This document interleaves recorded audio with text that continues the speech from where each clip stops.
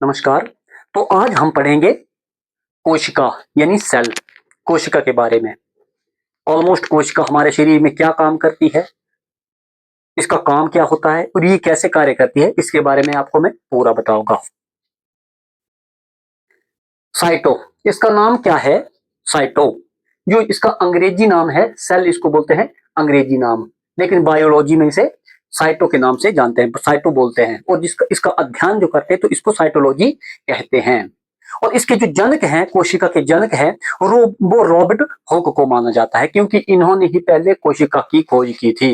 लेकिन इन्होंने मृत कोशिका की, आपने ध्यान रखना, क्वेश्चन जो है वो आंसर जो है वो क्वेश्चन के हिसाब से देना है। मृत की कोशिका की खोज किसने की थी? रॉबर्ट हुक ने। और जो जिंदा कोशिका की खोज थी, जीवित कोशिका की खोज किसने की थी? एंटोनी वान ल्यूवेनहॉक ने। किसने? एंटोनी वान ल्यूवेनहॉक ने की थी जिंदा कोशिका की खोज। और जो सिद्धांत है कोशिका का, वो दिया था स्लाइडेन और स्वान, दो वैज्ञानिक थे, स्लाइडेन और स्वान, जिन्होंने कोशिका का सिद्धांत ये दिया था कि ये जो हमारा पूरा शरीर है ये कोशिका से मिलकर बना है। तो उन्होंने ये सिद्धांत दिया था।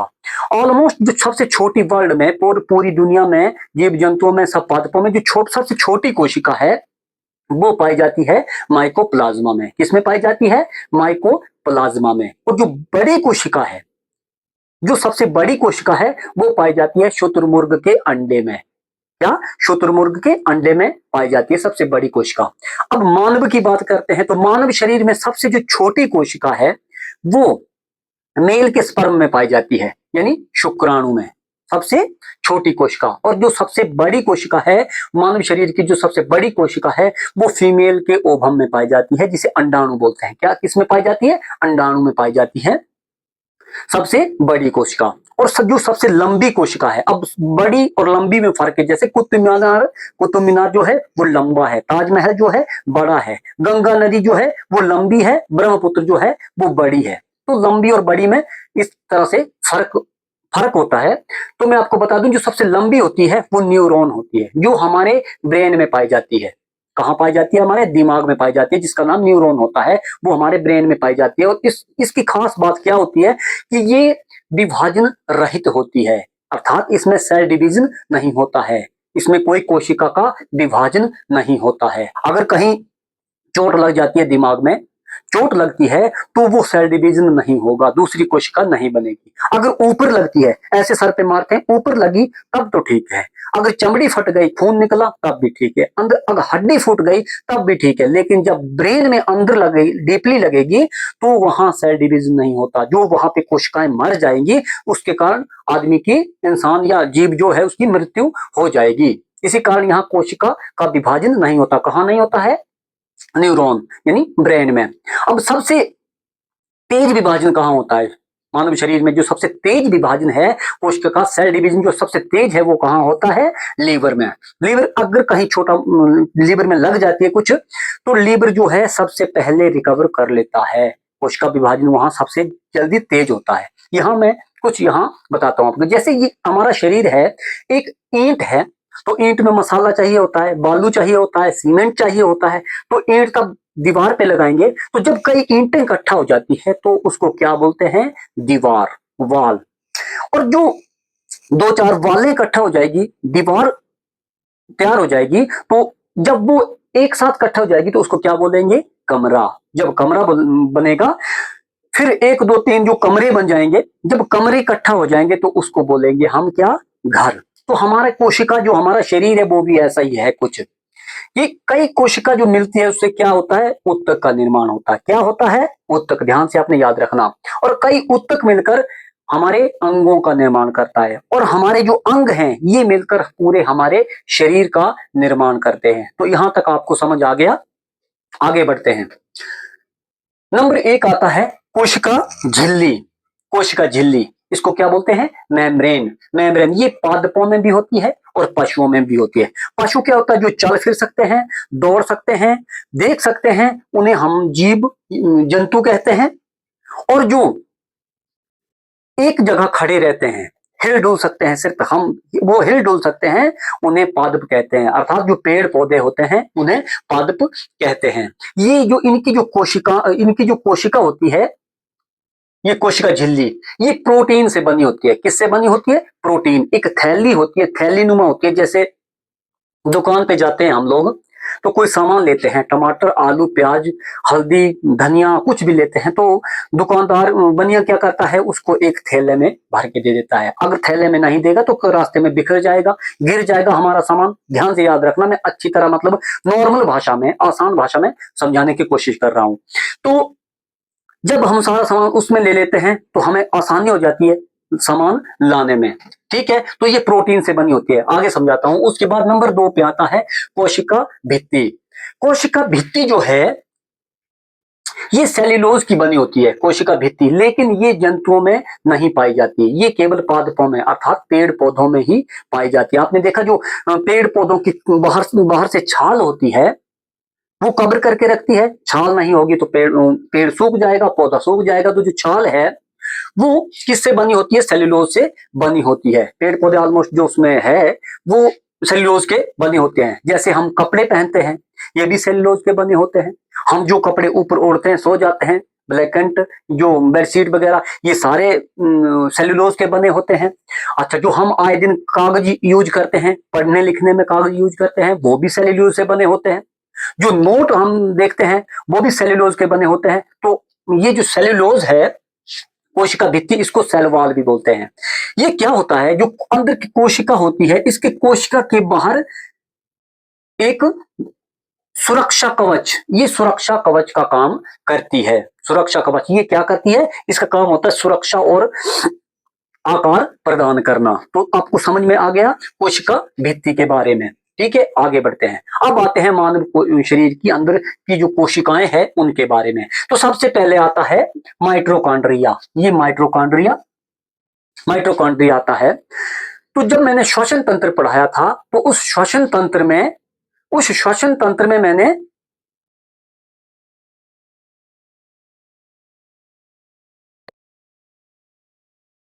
ये हमारे कोशिका जो होती है उसको सुरक्षा और आकार प्रदान करता है।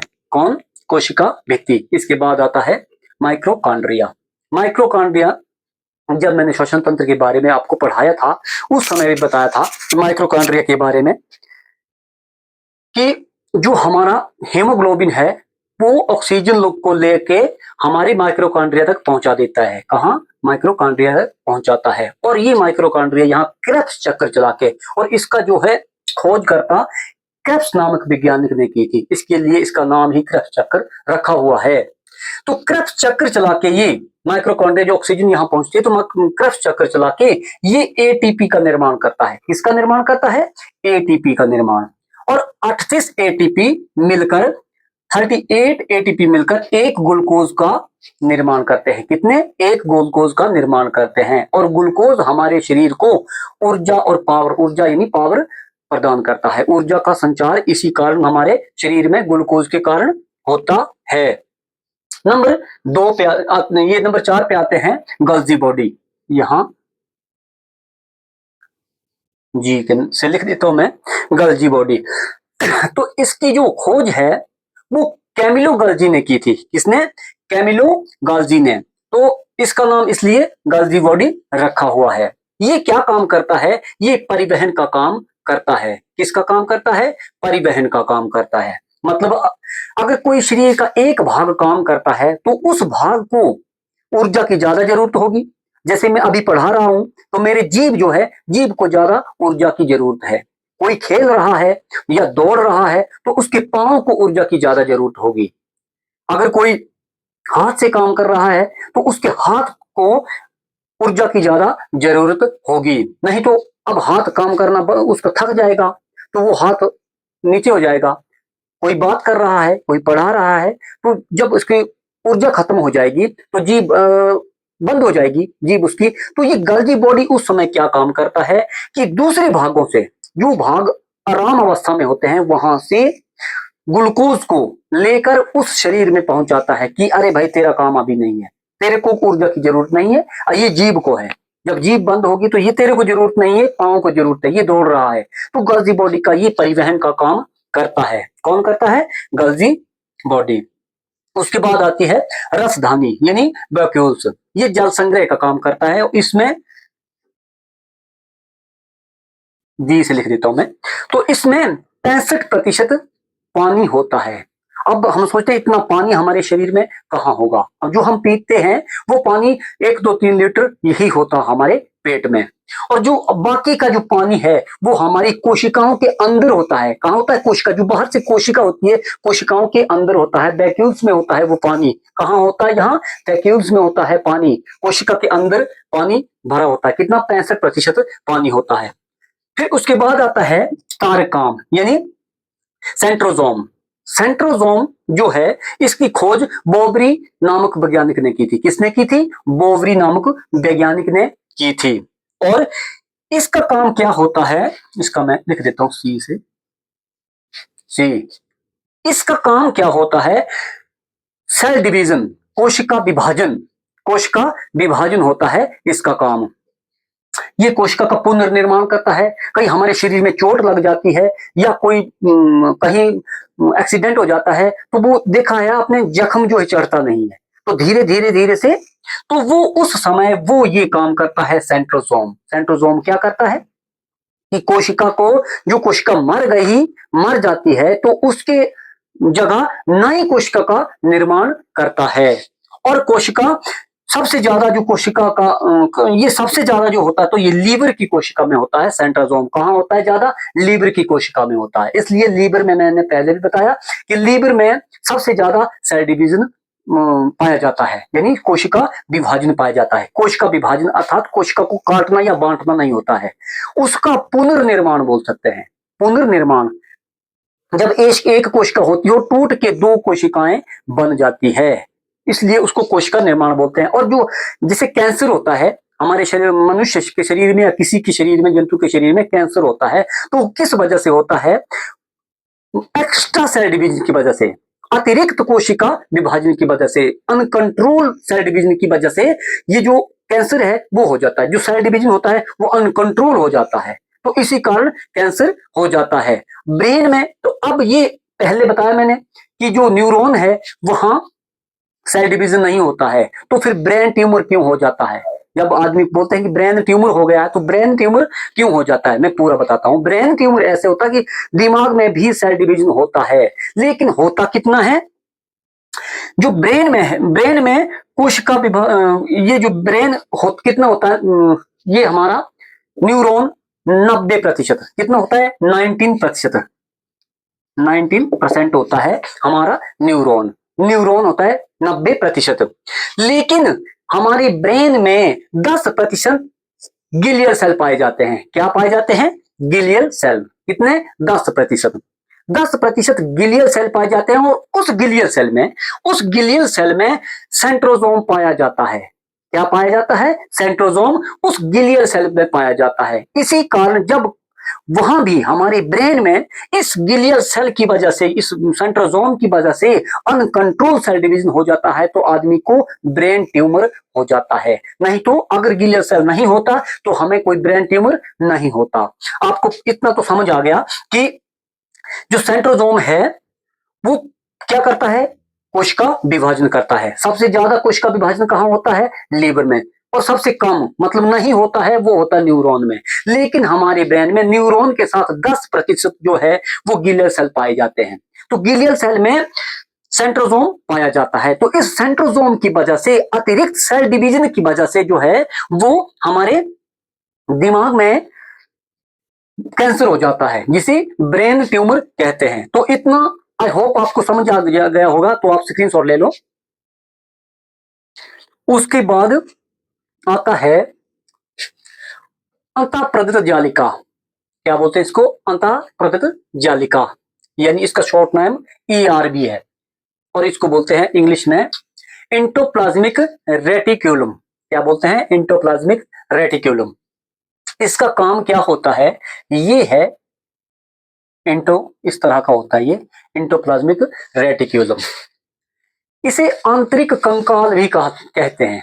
आंतरिक कंकाल, इसका काम क्या होता है? जैसे कोशिका होती है, जो कोशिका होती है तो उसमें पिलर का काम करती है। ये क्या करता है? जैसे पिलर होते हैं, घर बनाते हैं, तो उसमें जो पिलर लगे होते हैं, बीम लगे होते हैं, ताकि हमारा घर पिचक ना जाए, इसी कारण हमारी कोशिका जो है वो पिचक ना जाए, इसी ये काम आंतरिक कंकाल वो पिलर का काम करता है। दूसरा इसका काम क्या होता है, इसकी जो एक साइड होती है, एक साइड इसकी स्मूथ होती है, बिल्कुल चिकनी होती है, और इसकी एक साइड रफ होती है। अब क्या काम करती है, जो स्मूथ साइड होती है वो वसा निर्माण काम करती है। क्या करती है, वसा का निर्माण। और जो रफ साइड होती है वहां प्रोटीन का निर्माण होता है। लेकिन इसमें प्रोटीन निर्माण जो है ये अंतःप्रचित जालिका जो वो नहीं करती है, इसमें होता है राइबोसोम। क्या होता है, राइबोसोम होता है इसमें। इस राइबोसोम के कारण ही प्रोटीन का निर्माण होता है। ठीक है, समझ में आ गया आपको। उसके बाद आता है हमारा ये राइबोसोम। इसकी जो खोज करता थे वो पैलेड नाम के एक पैलेडे नाम के कोई खोज करता थे, उन्होंने इसकी खोज की है। तो ये क्या काम करता है, प्रोटीन निर्माण, मैंने बताया प्रोटीन निर्माण का काम करता है। और प्रोटीन निर्माण जो है, प्रोटीन दो हिस्सों में होती है, एक होती है 70s, एक होती है 70s और एक होती है 80s।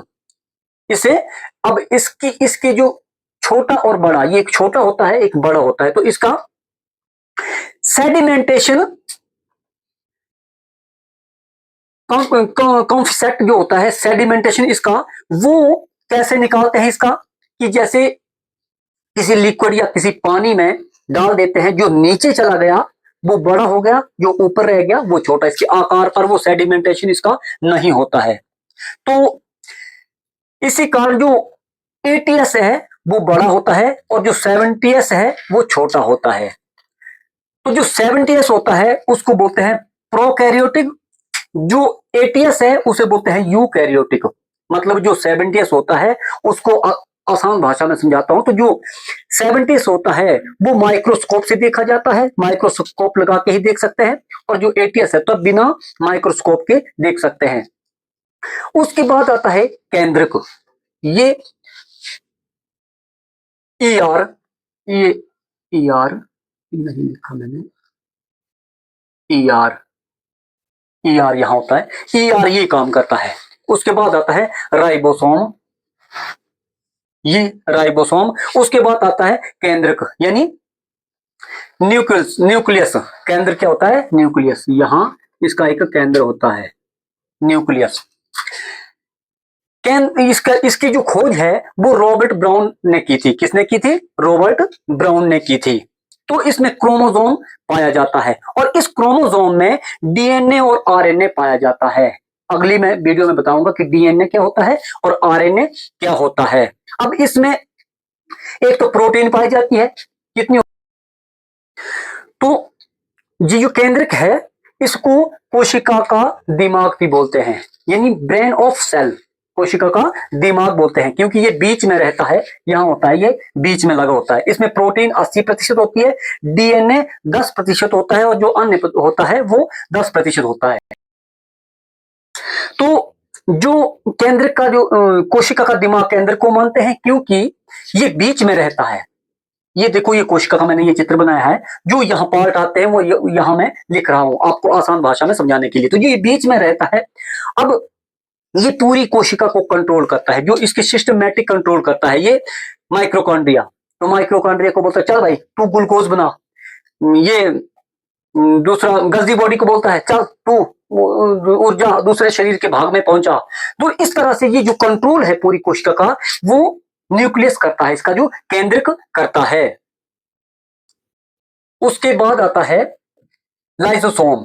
लाइसोसोम की जो खोज है वो डी डूबे ने की थी। लाइसोसोम की खोज किसने की थी, ये डी डूबे ने की थी। ठीक है,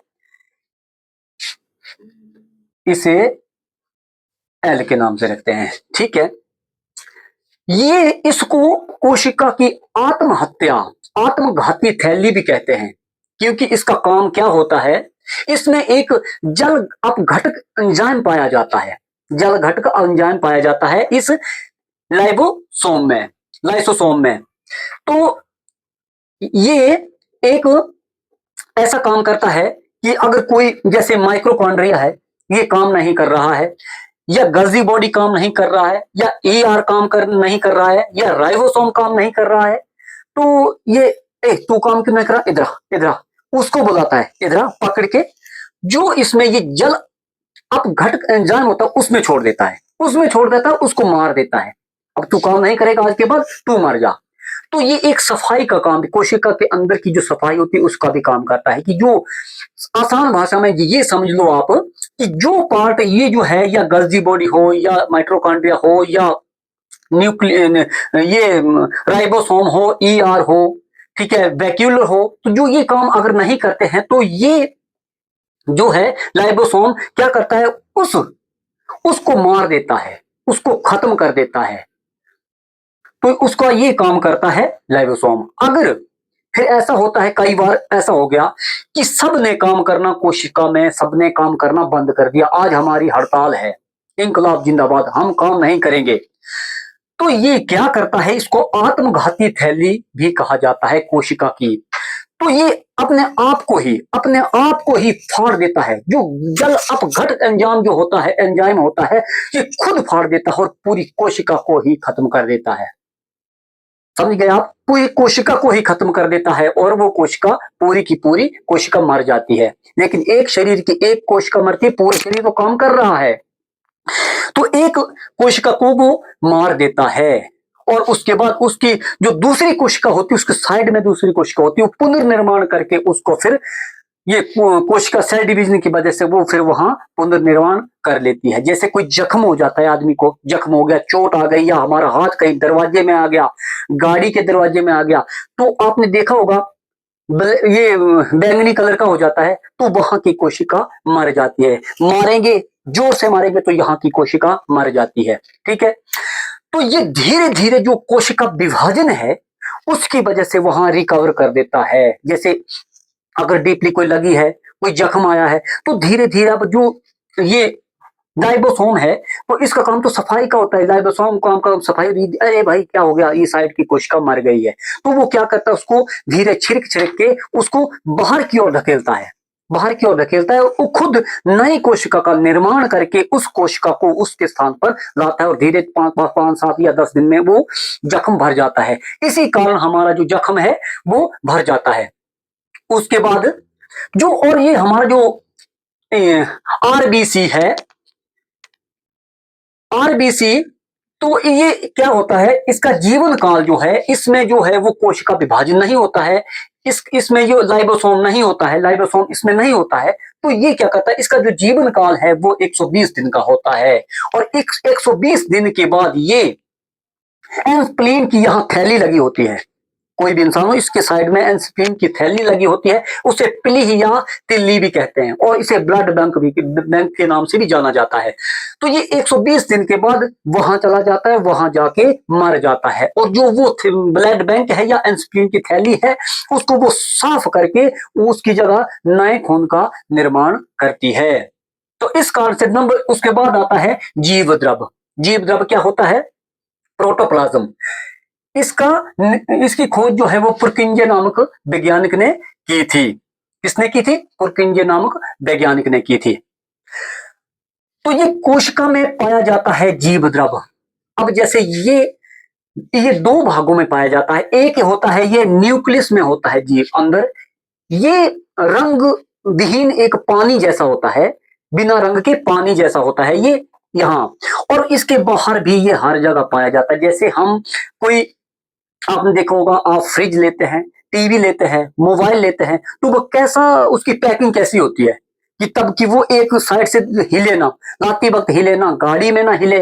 नहीं तो अब अगर इसमें ये चीज द्रव कोशिका नहीं होगा या जीव द्रव नहीं होगा इसमें, तो क्या होगा कि ये जो गल्जी बॉडी है और ये जो सारे पार्ट हैं, ठीक है, राइबोसोम है, गल्जी बॉडी है, माइट्रोकॉन्ड्रिया, ये आपस में क्या होगा, एक ऊपर दूसरे के ऊपर चढ़ जाएंगे। अब जैसे आदमी हिलेगा डुलेगा तो एक दूसरे के ऊपर चढ़ जाते हैं। तो ये इनको बैलेंस करने के लिए बीच बीच में जो खाली स्थान है, ये जो बीच का खाली स्थान है उसको भरने के लिए ये वो काम करता है, कौन, जीव द्रव। अब आसान भाषा में मैं आपको कैसे समझाता हूं कि जीव द्रव जो ये एक होता है, इसका जो होता है साइड में, ये जो कोशिका के इस भाग में होता है, इसको साइटोप्लाज्म बोलते हैं। क्या बोलते हैं? साइटोप्लाज्म, ताकि ये जो हमारा ये अंदर के जो पार्ट हैं वो एक दूसरे से टच ना हो और एक दूसरे के ऊपर चढ़ ना जाए। जैसे बैग बैग में सामान डालते हैं, आप बैग में सामान डालते हैं तो अगर कोई बोतल डालेंगे या कुछ डालेंगे तो जब उसको पीठ पर उठाएंगे तो क्या करेगा? वो टन टन टन एक दूसरे के ऊपर चढ़ जाएंगे। तो उसका बैलेंस बनाए रखने के लिए ये जीव द्रव वो काम करता है, जिसको कोशिका द्रव, इसको कोशिका द्रव बोलते हैं। जो साइड में होता है, जो बीच में होता है न्यूक्लियस, जो और साइड में जो कोशिका द्रव होता है इसमें 80% पानी होता है। कितना? 80% जल पाया जाता है। और जब 1% जल की कमी हो जाती है तो क्या होता है? हमें प्यास लगती है। जब 1% पानी कम हो जाएगा यहाँ तो हमें प्यास लगेगी, और 10% पानी की कमी हो जाएगी तो इंसान मर जाता है इसकी वजह से। आपको समझ में आ गया? उसके बाद आता है केंद्रिक द्रव। जो बीच में केंद्र लगा है, न्यूक्लियस है, उसको केंद्रिक द्रव यानी न्यूक्लियस प्लाज्म कहते हैं। ये बीच में होता है न्यूक्लियस प्लाज्म। ये इस न्यूक्लियस जो केंद्रक होता है उसको हिलने डुलने से रोकता है। आई होप आपको समझ आ गया होगा। तो अगली वीडियो में मैं आपको डीएनए और आरएनए के बारे में बताऊंगा कि कोशिका चैप्टर जो है ये बहुत बड़ा है, इसलिए एक वीडियो में नहीं आएगा। तो मैं आपको दूसरी वीडियो में उसके बारे में पूरा बताऊंगा। धन्यवाद।